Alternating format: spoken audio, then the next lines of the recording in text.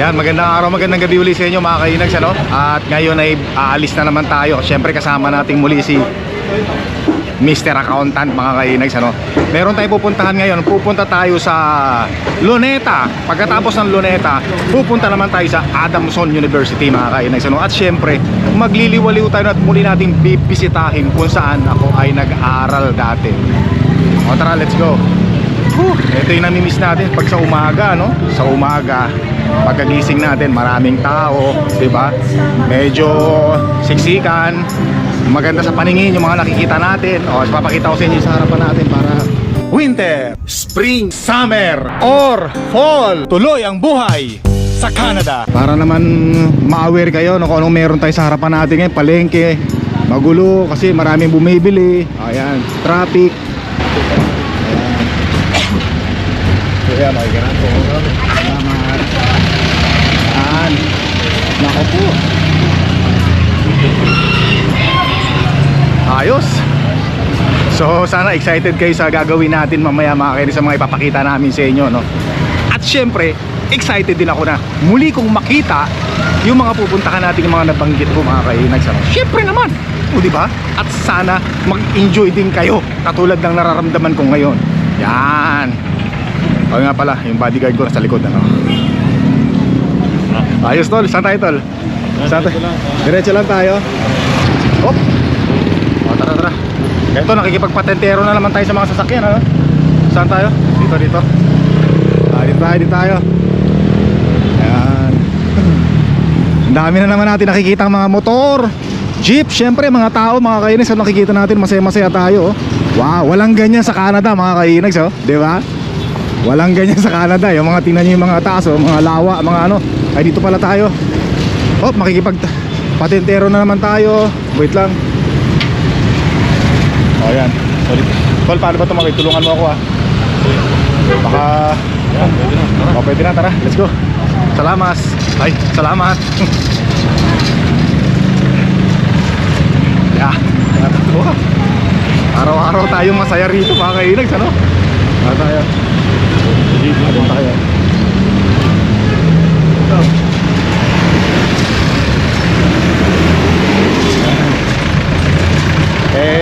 Kasi sa Canada, pagkagising ko doon, pag naglalakad ako doon, hindi ako makatao, eh. Kasi unang-una gagawin ko, magsushovel muna ako ng snow. Hindi katulad dito, pagkagising mo pa lang, excited ka na, no? Makakainis, so, dito pala kami paparad ng sasakyan. Meron na. Yan. So dito kami, sasakay kami ng jeep mga kainay. Saan tayo doon? Bangko Sentral. Bangko Sentral? Mabini Street sa Bangko Sentral. Doon daw kami at magbibiduro lang kami ng aming mga milyones mga kainay. Hindi, may titulo. Mayroong titulo. Titulo ng lupa, may ayusin yata. Yan. Pagkatapos noon, sarap sumakay sa jeep, nakakamiss mga kainis, ano? Abot ng bayan, mapaabot nga po, sukli, di ba? Pasok mo, sige po. Ay, dito. Dito na po kayo. Ay, salamat po. Apo, wala pong problema. Yan. Salamat po. Walang anuman po. Bayad daw po. Yan. Nakakatawa. Sarap nung ganito, nakakamiss, ano? Bayad po. Sasakay sa jeep pag abot ng bayan. Tara. Siksika na tayo. Ano to? Diretso dito. Robinson Ermita. Bayad daw po, pasuyo. Salamat po. Kaya yung gusto ko maranasan yung nakasabit din. Ayan. Nakasabit sa jeep, ano? Naranasan natin dati nung estudyante tayo. Yan.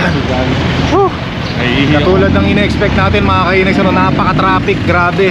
Pero okay lang, na-enjoy natin. Ihi muna tayo. Ihi kami. Nandito tayo ngayon sa Padre Paura mga kainex, ano, Mabini. Yan. So maghihintay ulit tayo ng sasakyan dito papunta doon sa ating paroroonan. Tapos kung napapansin nyo, si Mr. Accountant naka-face mask siya. Sabi, ang tanong niya sa akin, bakit daw hindi ako nagpa-face mask at hindi daw ba napupuno ng usok ng alikabok ang aking ilong. Sabi ko, pasensya na, walang ganyan kasi sa Canada, eh. Nai-enjoy ko kasi yung usok, yung mga alikabok na pumapasok sa aking ilong mga kainags, ano? Yeah. Ay, sasakyan pa tayo. Dito tayo sa harapan. Saan ang Bangko Sentral? Tara, let's go. Ay, sandali. Aray ko. Aray ko po, Panginoon. Yan. Ito muna tayo. Sasakay ulit tayo. Ako po, Panginoon. Napakasarap. Ayos. So ano, wala na pala yung Harrison Plaza, no? Giniba na raw. Tama yung mga sinasabi ng mga nagko-comment, wala na ang Harrison, giniba na. Tambayan ko pa naman kung saan ako. Akala ko makikita natin, wala na pala. Pero okay lang. Makikita mo yun. Ang importante, mahalaga.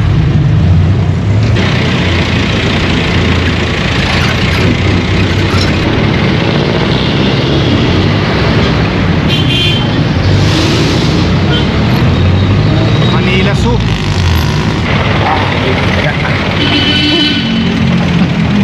Hindi magkasya yung mga pako. Sige. So nandito na tayo mga kainis sa pupuntahan natin, ano? Yan. Papatayin ko muna yung camera. Tay, ito ba yung Harrison Plaza dati? Salamat po. Yan, so ito na raw pala yung Harrison na pinupuntahan natin dati, no? Mga kainis, ayan, no? Harrison dati, tambayan natin, no? Ano na kaya itong ginagawa na to? Gold eh. Wala, ito na lang, hindi na natin nakita yung dating Harrison Plaza, no? Pero importante, masaya tayo nakita natin location. Opo.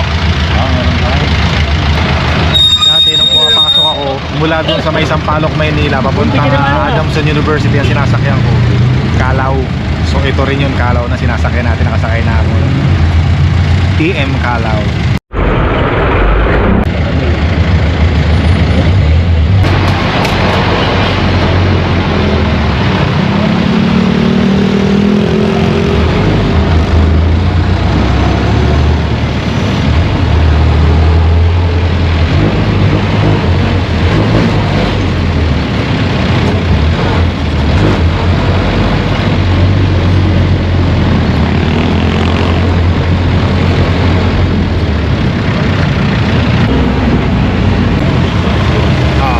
Ay, salamat. So, nasa Luneta na tayo mga kainags, ano? Wow! Luneta. So, makikita natin muli ang Luneta. Makalipas ang ilang taon mga kainags, ano? Nako po, Panginoon. Parang kailan lang. Narito na uli tayo. Yung sinusundang mga babae, marinig tayo. Tumitingin sa akin eh. Lakas ng bunganga ako eh. Ayan si ate, oh. So nasa Luneta tayo ngayon mga kainags, ano? Yan, syempre naman dito tayo tumatambay dati kasi yung Adamson University nandoon mga kainags, ano? Magkadikit lang sila kaya madalas tayong tumambay dito. Pero gusto ko muna tingnan yun, ayun. Gusto ko lang puntahan muna yun, yung estatwa ni Lapu-Lapu mga kainags, ano? Ayun, oh. Naku po, pagkalaki-laki ng estatwa ni Lapu-Lapu, ano? Pambansang museo ng Pilipinas. Tapos tol, gusto ko rin pumunta doon sa ano yung sa National Museum. Malapit lang ba dito yon? Oo, malapit lang yun. Pupuntahan din natin yun ngayong araw na to mga kainis, ano? National Museum. Puro mo sa akin Ground Zero, hindi ko alam yung... Nandito yung Ground Zero kasi hinahanap ko yung Ground Zero mga kainis, ano? Kung saan nagsisimula ang lahat bago magsimula. Yan, pero anyway, eto muna tayo kay Lapu-Lapu. Napakalaki pala ng estatwa ni Lapu-Lapu na to. Tingnan natin mga kainis, ano? Grabe, ang taas pala nito, laki. Nandito tayo sa harap ngayon ng National Museum. At syempre, dun sa mga hindi nakakalam, dito po nakalagay yung paintings na sikat, yung Spolarium ni Juan Luna. Una kong nakita yun way back in 1994 nung pumunta ako rito. Diba? Tara, ano pang hinihintay natin? Tara na! Tol, tara na, tol. Hindi pala rito mga kinex, anong mali. Buti na lang nagtanong tayo. Hindi, dito tayo, kakaliwa tayo, sa kabila pala yon. Sabi ko pa naman, nandito yung paintings ni Juan Luna. Sabi ko parang hindi ito yun eh. Kasi meron nakalagay na anthropology. Basta National Museum lang nakalagay. Buti na lang, nagtanong tayo dun sa gwardiya mga kinex. Sabi niya, dito daw, tapos kaliwa. O sa tara, punta na tayo. Sabi ko kasi gusto ko makita yung paintings ni Juan Luna at saka yung mga paintings na iba pa. Yung mga nakalagay dito, mga artifacts lang daw. Hindi naman tayo interesado doon. Interesado tayo doon sa mga paintings. Yan, so tatawid daw tayo dito mga kinex, no, kakaliwa doon. So nagtanong tayo sa gwardiya, tapos nagtanong ako kung magkano yung entrance wala raw entrance mga kainags, ano? Kaya samantalahin na natin. So napakaganda, walang entrance, at muli nating masisilayan ang mga paintings na napakaraming paintings doon. At iba-iba pang mga artifacts na nandun din mga kainags, ano? Yan. Asa may kasama ko? Ayun pala. Tatago eh. Tara, let's go. Ayos. Boss, maraming salamat. Thank you. Ayan mga kainags, ano? Ayos. O tara, dito tayo. Dito lang tayo. Ako parang hindi ako napapagod sa kakalakad kasi nga sabi ko sa inyo, naaaliw ako mga kainags, ano, sa mga lugar, mga places, mga nakikita natin. Salamat. Next time. Thank you. Yan. So mga alam nyo, nakakatuwa mga kainags talaga, no? Tapos nalalakaran natin muli yung mga nalalakaran natin dati. Yan. O, diba? Yung ingay na lumulusot sa ating mga tenga ay talaga namang, ako po, Panginoon, sobrang saya, sobrang sarap. Ay, baka mapagkamalan tayo may katok. Yan, so ito. Dito raw tayo, kakanan tayo para makita natin yung entrance ng National Museum mga kainags, ano? Yan, dito tayo. O, ito sinasabi ko sa inyo. National Museum, pambansang museo. Ayos. Dito tayo. Tama, ito ngayon natatandaan ko kasi harap siya ng kalsada. So eto na mga kainags, ano? Dito tayo dadaan ngayon. Magtatanong, ay may gwardiya, tama, magtatanong tayo. Parang kailan lang. Ay. Nagpaalam tayo mga kainags, ano, kung pwede raw videohan. Sabi ko, pwede ba mag-video dyan sir sa loob para maipakita ko naman sa vlogs ko. Sabi ng gwardiya, pwede naman sir, pero huwag kayong magsasalita. Basta pwede nyo i-post yan sa social media nyo or sa YouTube account ninyo. Basta video lang, walang mga talking. So, pwede mga kainags, pero para sigurado, magpapaalam pa rin tayo doon sa entrance para sigurado, di ba? So, ito na. Nako po, Panginoon, maraming salamat po. Ito na mga kainags, oh. Nako, yung mga pintuan na yan mga kainags, antigo na yan, grabe, sobra, oh. Entrance. Ito.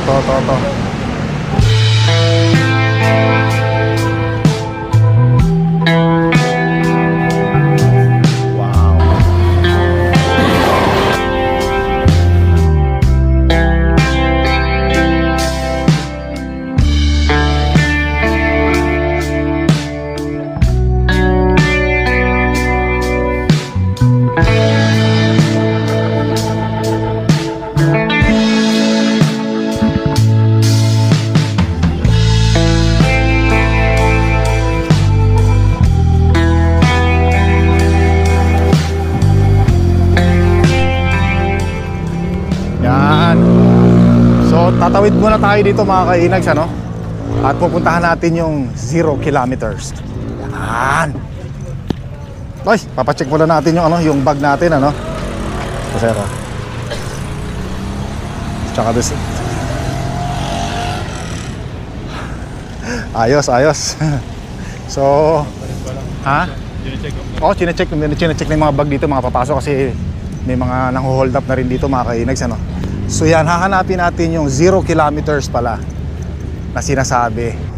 Hanapin natin yung ito yung nasa flag daw, flag ng Pilipinas, yung 0 kilometers, yung talagang trademark dito ngayon sa Luneta na yun mga kainags, ano. So alam naman natin lahat ng vloggers yung mga nagba-vlog, pinopost nila yan, yung 0 kilometers kung saan sila magsisimula, katulad ng mga nagbibisikleta, di ba? Yan. Ayun yung flag nung yun sa may tapat ni Jose Rizal doon, yun. So si Mr. Accountant mga kainags nagpayong na. Kasi nga yung heat ng init ay matindi.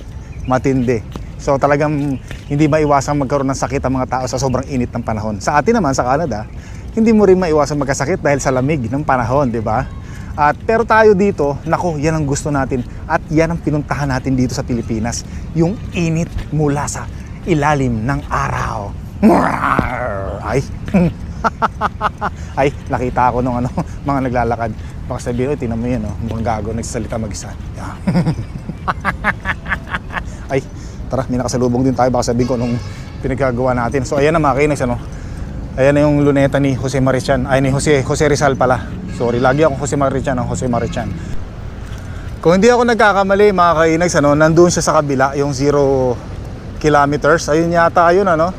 So parang tatawid pa tayo, pero magtanong tayo dito sa gwardiya para sigurado. Ayun yata yung 0 kilometers. Sir, asan ba sir yung 0 kilometers dito? 0 kilometer po.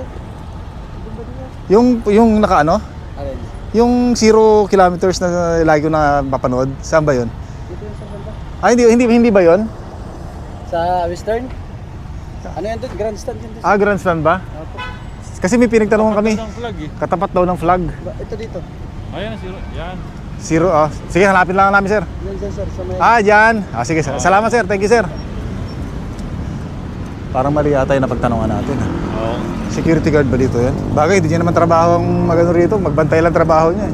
Parang ililigaw pa yata tayo. Ganda tayo galing. Pero tingin ko parang ayun mga kainex, ano? Pero tingnan natin dito. Hindi, ito ano to eh. Tinuro naman tayo. Hindi naman ito yung zero ground eh. Ito yung Rizal eh. Pambihira talaga yung gwardiya na yan. Ano? Kaya minsan huwag kayo magtitiwala sa mga pinagtatanungan nyo.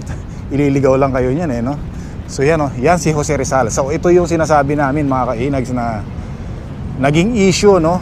Gawa ng yung building na nasa likuran ni Jose Rizal nagpapangit. Ayon yan sa mga napanood natin. Di ba may mga napanood tayo dati na parang may mga nagpoprotesta na wag ituloy yung building na nasa likuran ni Jose ng statue ni Jose Rizal. Yan, o diba? Kasi tingnan nyo nga naman mga kainis, ano? Ang pangit na tingnan, ano? Kasi meron ng parang mancha.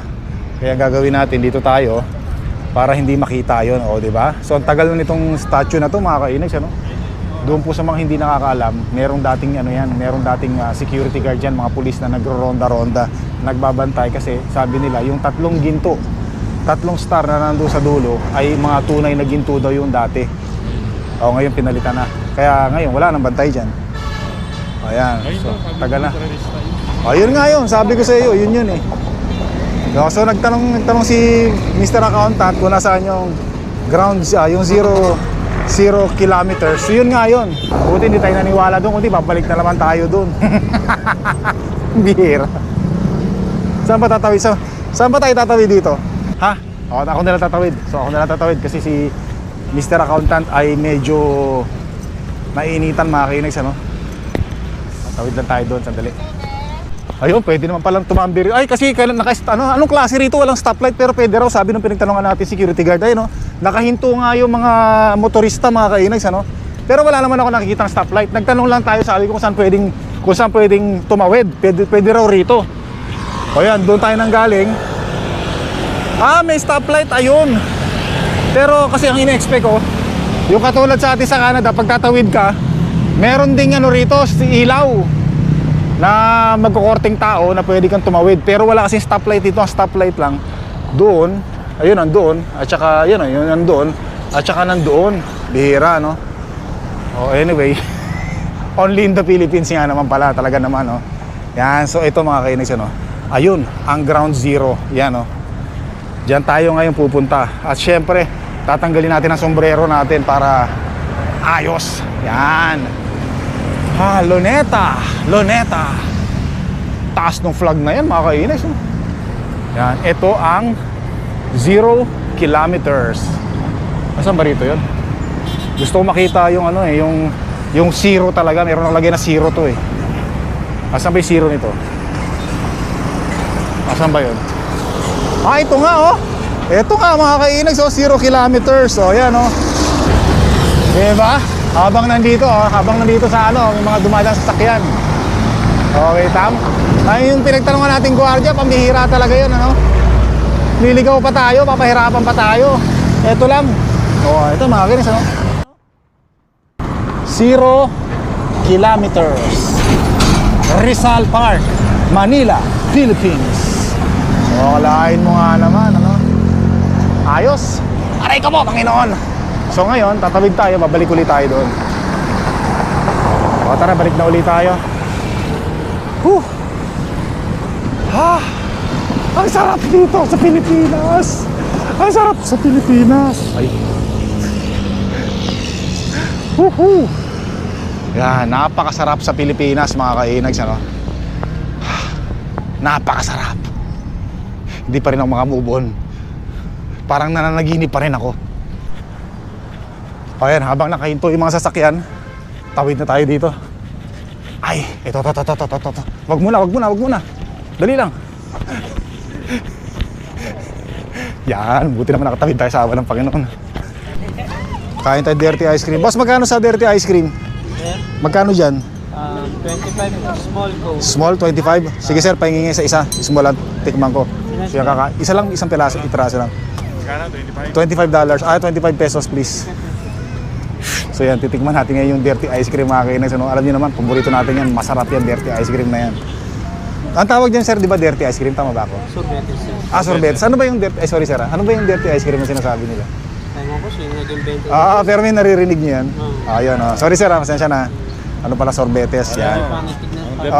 Pangit pakinggan, no, nga naman. Binago na yung ano. Binago na nila.